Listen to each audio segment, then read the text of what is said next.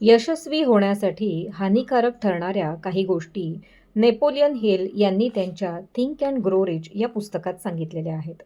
त्यापैकी एक म्हणजे अस्पष्ट जीवन उद्देश. कुठे जायचंय हेच माहिती नसेल तर असा प्रवासी कसला प्रवास करणार आहे बरं?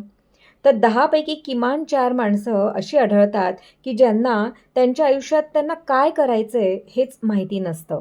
मग जे प्राप्त परिस्थिती असते तीच ते करत राहतात आणि त्यामध्ये मग पुढे जाऊन कम्फर्ट झोनमध्ये आपली एंट्री होते. यासाठी कम्फर्ट झोन ब्रेक करून आपण आपल्या आवडी-निवडीचा विचार करणं, नवीन गोष्टी शिकणं, नवीन स्किल्स, टेक्नॉलॉजी शिकून स्वतःला अपग्रेड करणं हे अतिशय गरजेचं आहे. दररोज आपण 1% जरी स्वतःमध्ये बदल घडवला, तरीसुद्धा आपण खूप मोठा टप्पा यशाचा नक्कीच गाठू शकतो. या दृष्टीने शिकत राहणं, पर्पज ओळखणं महत्त्वाचं आहे.